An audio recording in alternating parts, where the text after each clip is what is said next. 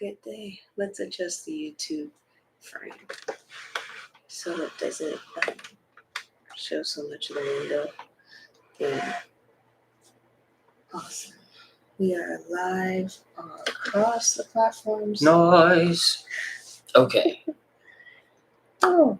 Hello. Good. Hello again, everyone. Good Welcome day. back to the Holistic Freedom Secrets podcast. I'm one of your hosts, Coach Soul. What Good to do? day. I'm Coach Tensi.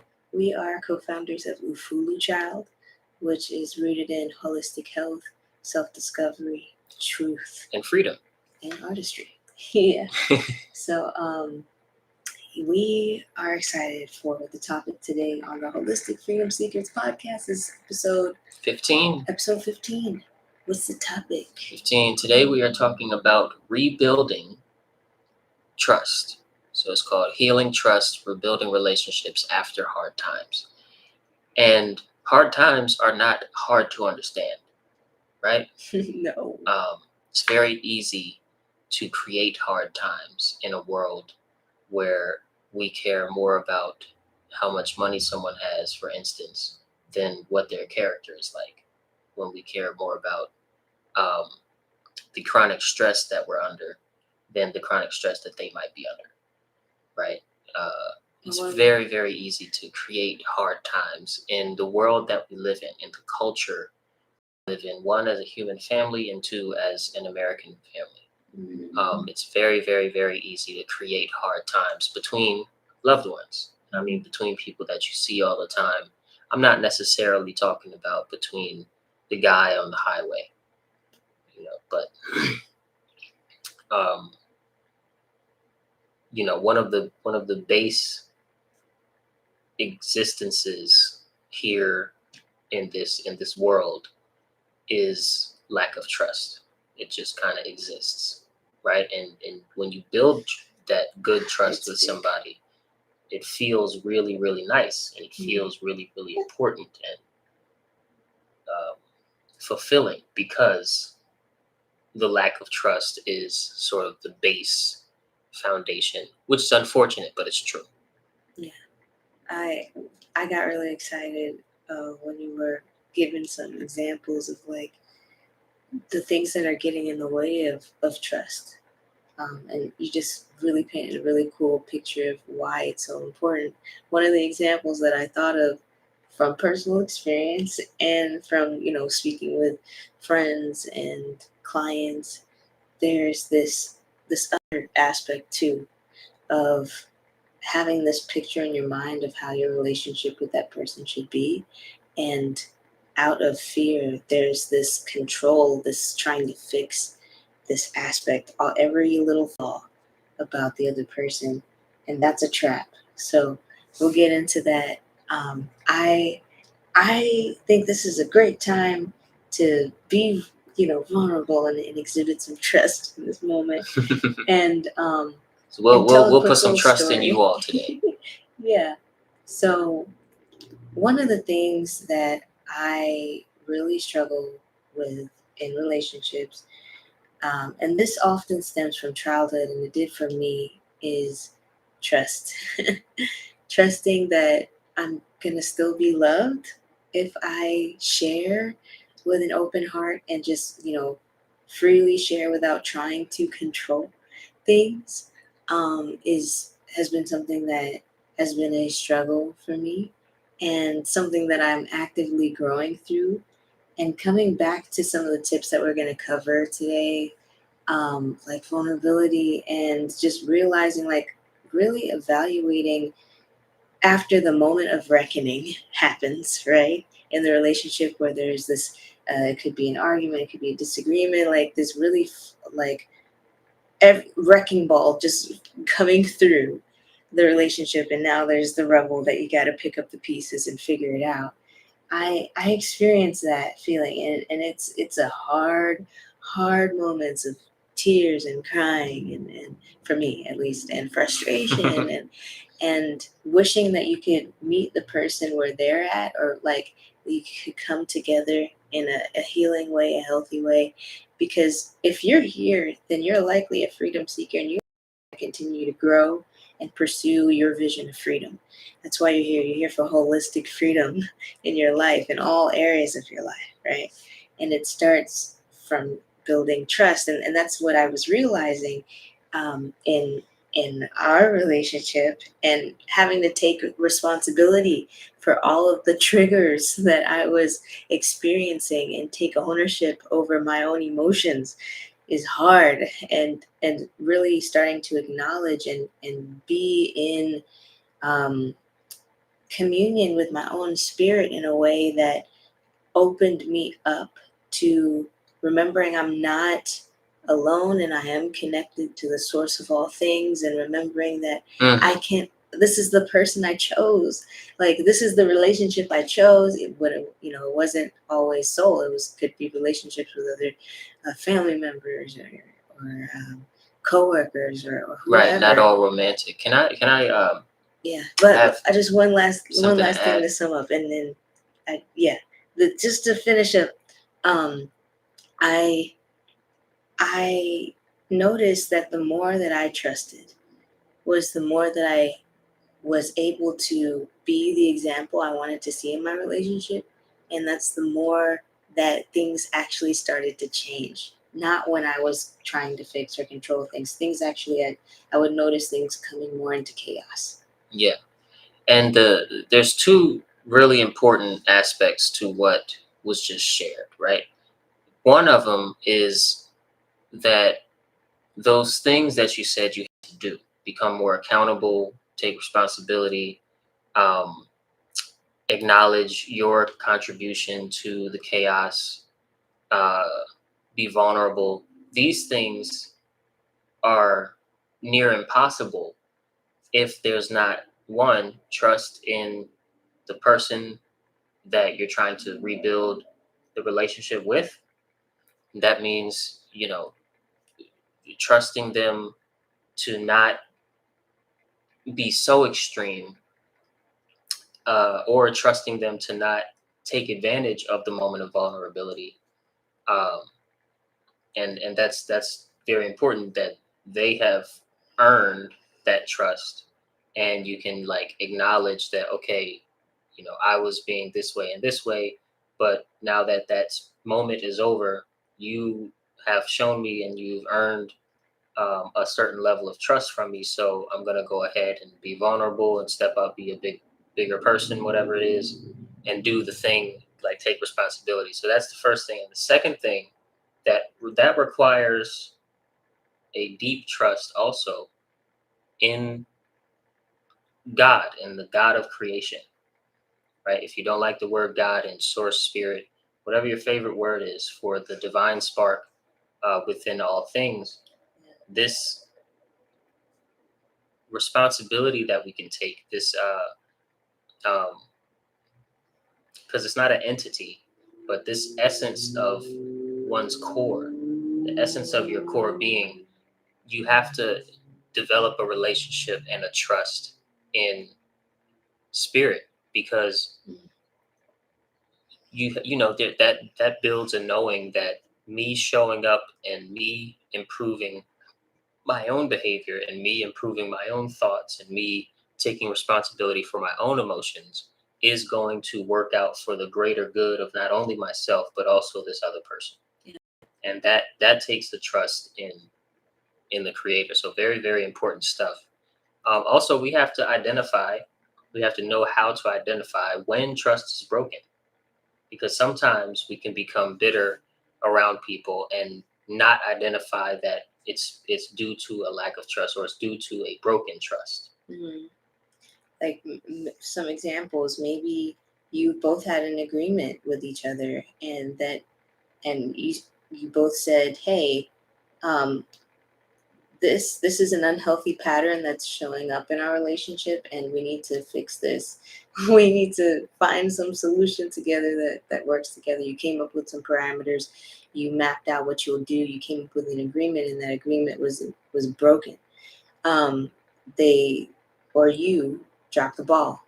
And maybe that is not the first time that the ball was dropped. Maybe the ball was dropped 3 times, 5 times, 20 times. Um, So in identifying that broken trust, that self-honesty Hmm. is so crucial.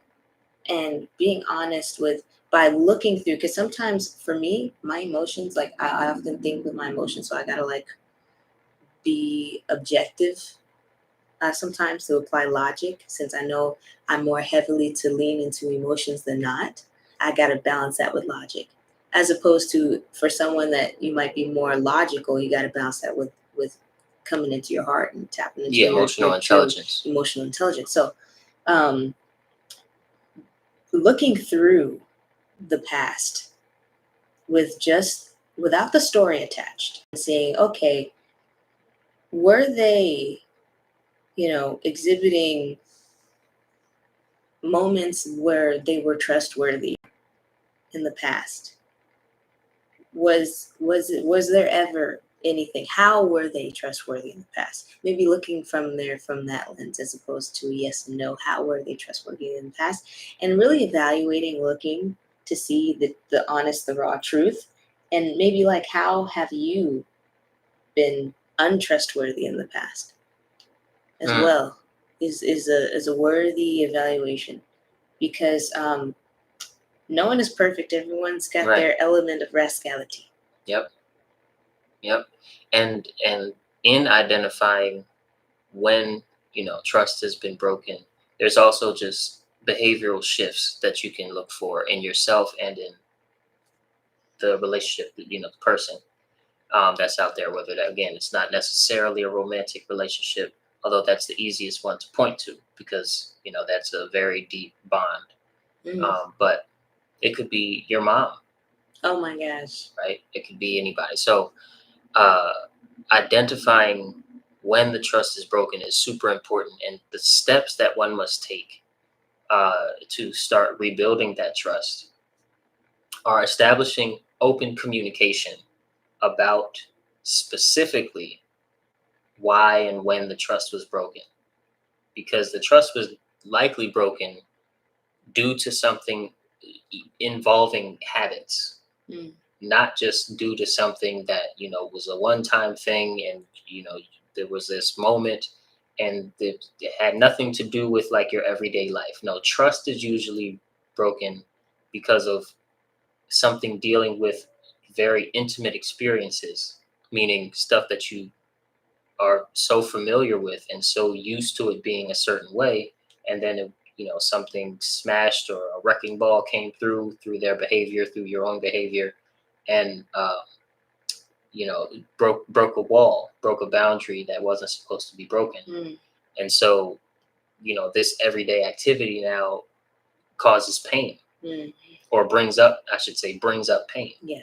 within you. And so establishing open communication around when this trigger is on, when this memory is on, and being able to openly communicate heavily influences good trust, right? And builds a foundation for fixing and putting together the pieces of that boundary, and using gold as the mortar and making it prettier than it was before, right? It's a metaphor for if you sort of break a glass or whatever and you put it together, a glass, not that you're drinking out of, not a glass of water, but you break some sort of glass, sculpture or whatever, you put it back together and you use um, liquid gold to in the cracks, and now it becomes this even more beautiful thing than it was the first time. Hmm. Open communication can do that. Yeah, when you first said that, I had no idea what you meant. I got you. I'm glad you wrote that down. It's all right. It's all right. We got sounds in the neighborhood. The next thing that we want to bring up is in rebuilding trust is consistency and reliability. You want to make yourself consistent in not overreacting, um, in showing up with trust, right? And that being showing up in your private moments when you're not around them with trust, that they're not, meaning you're not in your thoughts thinking, oh, this person is just going to do this thing again. And also showing up when you're together with this person Hmm. and being consistent.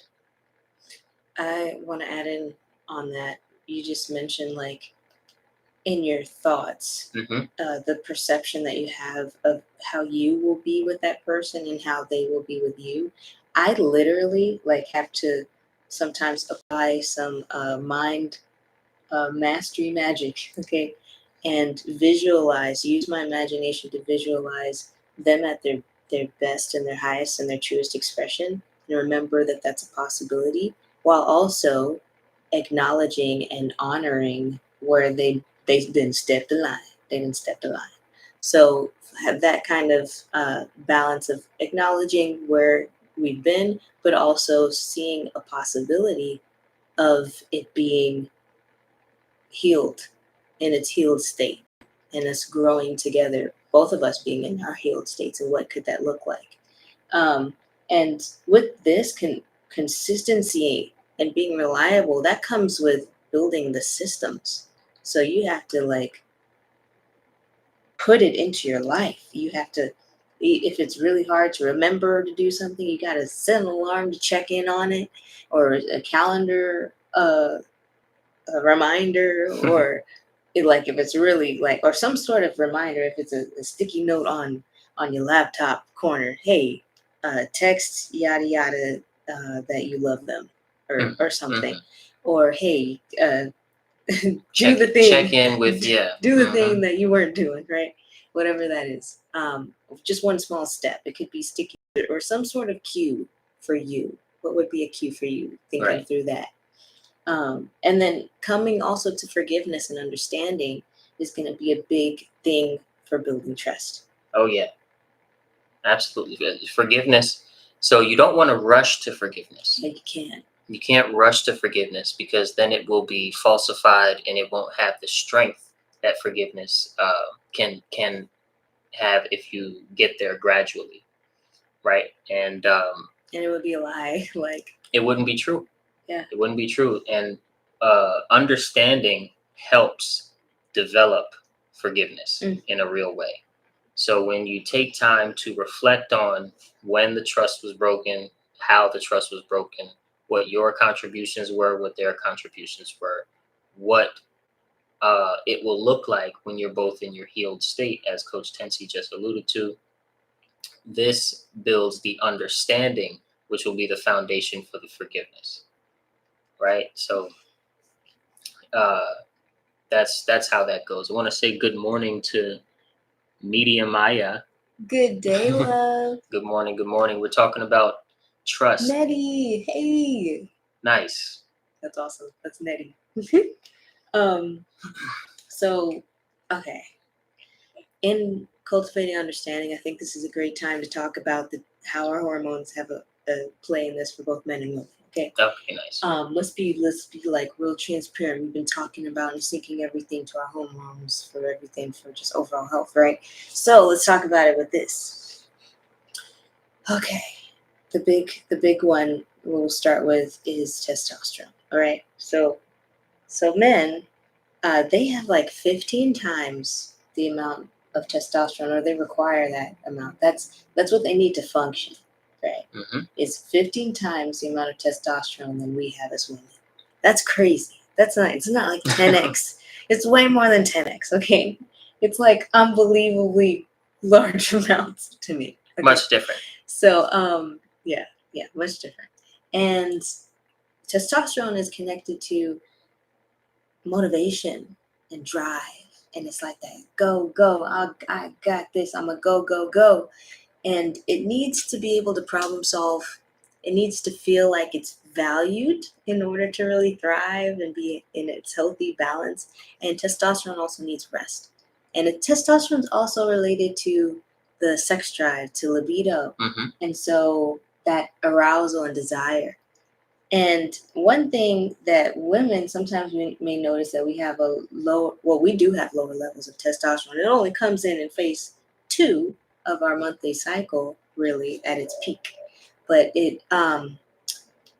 this is sometimes like why there might be a mismatch. Men have like a 24-hour hormonal cycle where every 15 minutes they're getting a new chance, a new dose of testosterone. Hmm. While we don't got it like that. It's like one little phase in the month where it's like at its peak for us, and it's nowhere near at the levels it As is a for matter them. of fact, let me jump in a little bit.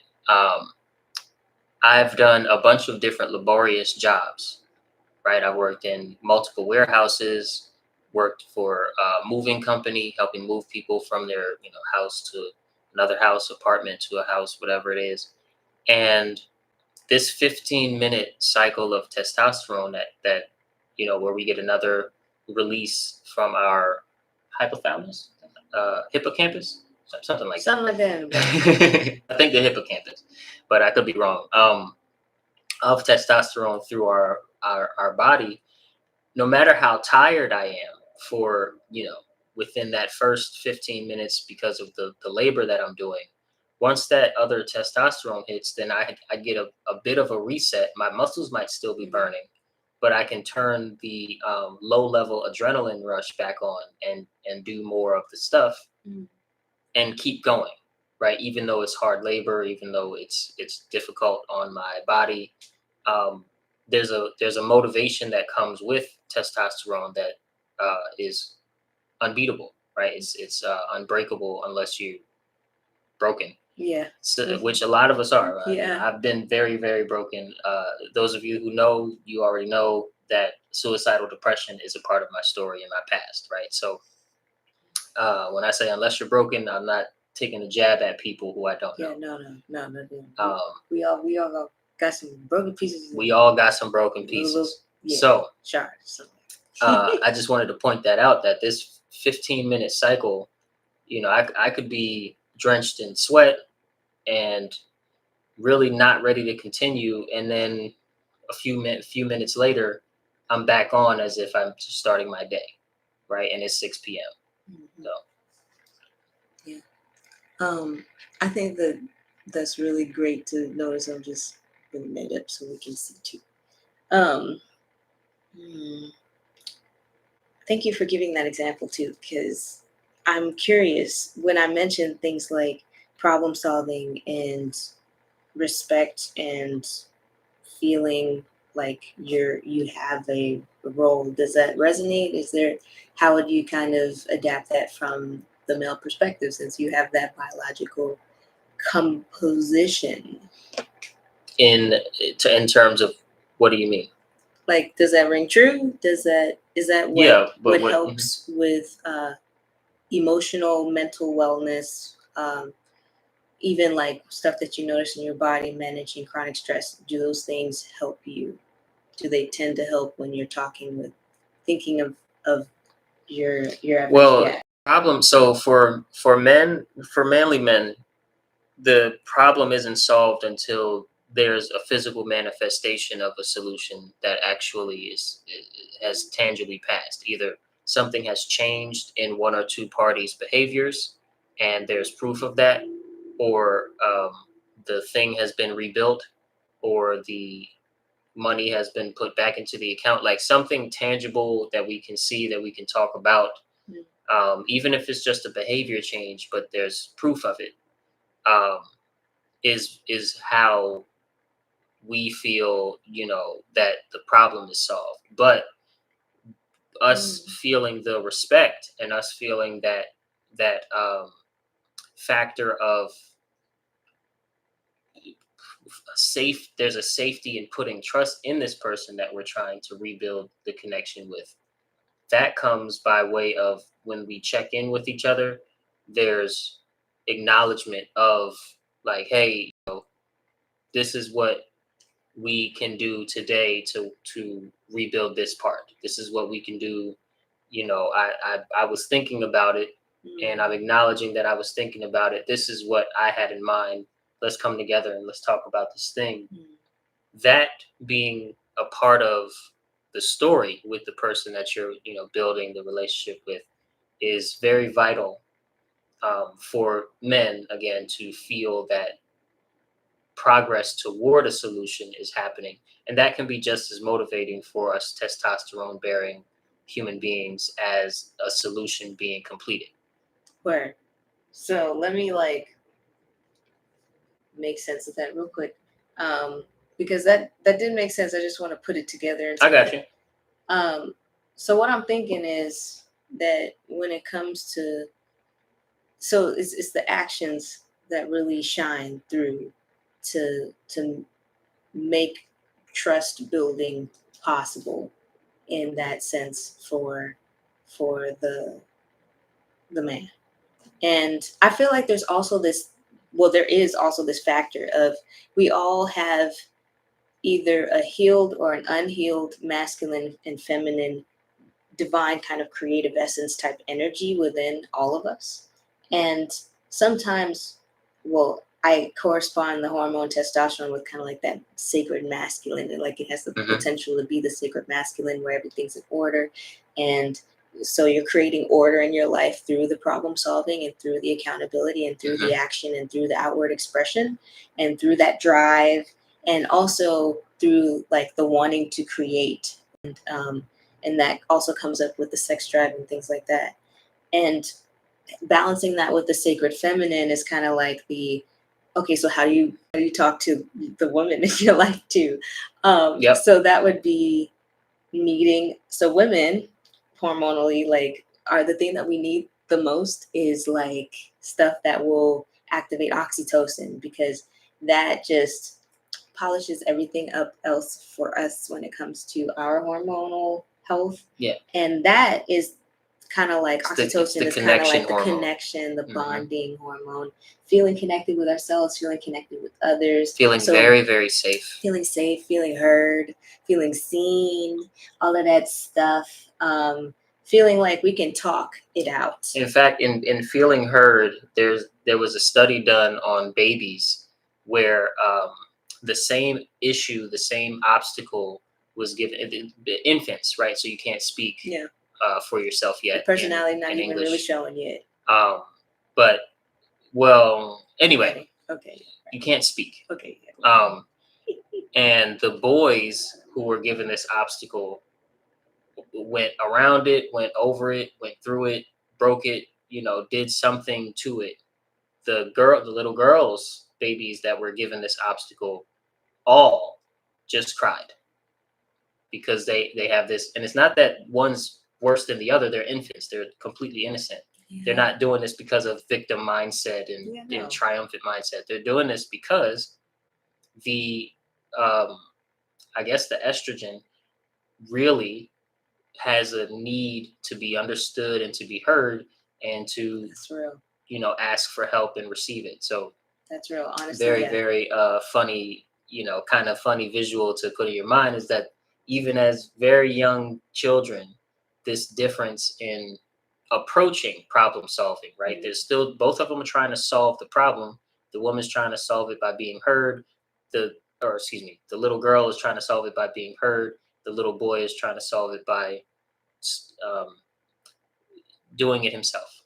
Mm. So that brings me back to ways that we bring balance. You mentioned something cool, was estrogen is like, estrogen is the sex hormone in women that's like mostly in women and men too, but low levels. Like they got testosterone big. We got estrogen and progesterone big. We got testosterone big. They got them little. Right. So this is, estrogen is like the wanting to be social, it's the connection, wanting to like connect and be there. So estrogen brings all of the good little brain neural transmitter chemical stuff, big words to say that your brain's like bring in the good vibes and bring in the calm and all that, the stuff that allows you to rebuild inside your body and your mind. And that's probably why, especially near the beginning of our cycles, um, we feel more social and we feel like we want to talk more. We want to, if there's a challenge, if there's some relationships that broke our trust, we're gonna be like wanting to connect more about it. And really talking through it for women is pretty big. But even if it's not talking through it, the self-care, like self-massage, meditation, laughter, um, those, all those self-care practices, cuddling with a baby, with your animal pet love, your some people call them their babies. You feel me? Just really getting into connection, meaningful connection moments is huge for not just estrogen. It's just huge for women. It's huge for women because we also have progesterone, which she be the shy one sometimes. She just be the chill vibe. She brings relaxation when she's nurtured. So feeling like we have to nurture ourselves because we need a lot. We need a lot of progesterone. We need a lot of estrogen, and progesterone needs to be nurtured. So we have to find it. Sometimes we can't find it in the partner because they want to fix it. Sometimes we have to find it in ourselves first, and